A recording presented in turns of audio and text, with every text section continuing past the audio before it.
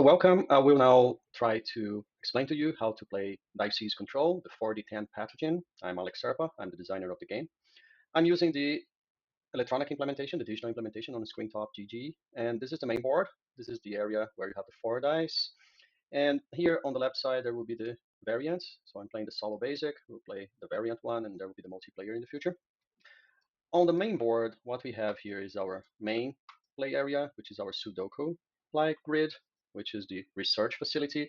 It's broken into 9 labs, and they are numbered as per this lab level map here on the right side. So level 1, 2, 3, 4, 5, 6, 7, 8, 9. Those numbers are relevant because of one of the scoring conditions. And you see that in each one of the labs, there is one slot identified with the biohazard icon. This is a key slot because when you complete your game, you're going to score completed rows. You're going to multiply the number that you allocated to this grid slot by the lab number, and then you're going to score that row. Same thing with the column, whatever number is in the virus slot for that row and column. You're going to multiply by the row or column number to get the score. And of course, this only works for the correctly completed row or column or full lab. Like here, you have the number multiplied by the lab number. So what is a correctly completed row, column, or lab? You just follow the Sudoku rules. Numbers from 1 through 9, not repeated. Also, whenever you complete a row, you see here on the right side that you also gain an additional flask. And those flasks are actually the number of rounds you're going to play on the bottom left here. You have enabled at the beginning of the game 20 flasks or 20 rounds. And by completing rows, you can get 1 more, 2 more, 3 more, or 4 more, up to a maximum total of 30 rounds, meaning you can play the maximum of 30 rounds. And here you have the CRISPR technology, which will allow you to manipulate the dice or mitigate the dice roll. If you consume 1 CRISPR credit, you can add or remove 1 from a die, and you can do that as many times as you want. If you consume 2 CRISPR credits, you can re-roll any number of unused dice in the round. And if you consume 3 CRISPR credits, you can actually delete a number that you incorrectly placed here on the grid. Each round, you're going to roll those 4 dice. 3 of those you're going to use to place numbers on the grid.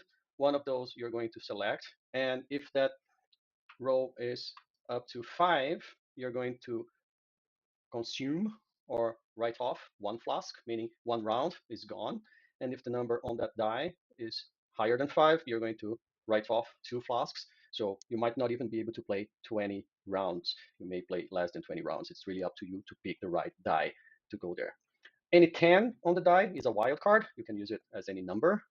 And if you roll 2 or more 10s in a round, you can add an additional CRISPR credit to your total. You start with 5 CRISPR credits, and you can have at maximum 15 CRISPR credits. And once you use the 15, you cannot have any more.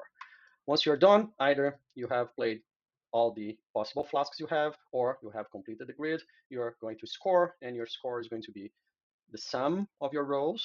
So you multiply the number in the biohazard slot by the number of the row.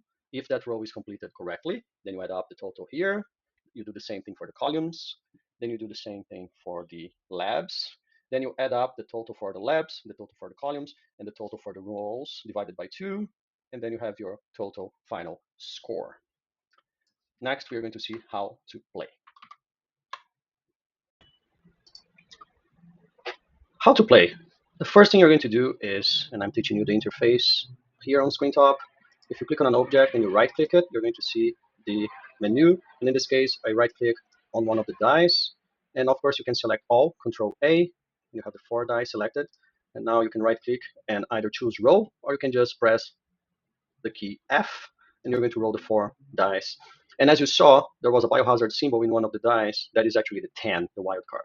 So you roll 3, 8, 7, 9. Those are 3 numbers to put on your grid, on your labs, and one of those you're going to use to consume your flasks, the number of rounds. And just for the sake of controlling and keeping tabs of how you use the dice, you can actually move them to this area on the left side here. And let's see what you can do. For the first round, you can actually pick any of those grade slots and start there. And from there, you can pick any slot that is adjacent to an existing number on one of the slots already. So let's say, since I'm just starting, I'll pick the 3, and I'll place the 3 here in the middle. And here on screen top, you just click on that slot, right click, and you can either bump, it could also be the letter F, and go one by one, or you can set, and you can go here on 3. Right, then you have 3 there. Now I could actually choose number 8, 7, or 9. I'll pick, okay, I will undo this for 2 reasons. So one, I don't want this to be here, so I can bump it until it's 0. I'll actually place the 3 here because it's the lowest value. So I'm bumping it 1, 2, 3. It's red just to indicate that it is on the biohazard slot. So I used this die. Now I'm going to place the 8 on one of the adjacent, and it could be orthogonally adjacent or diagonally adjacent. It doesn't matter. So I'm placing the 8 here.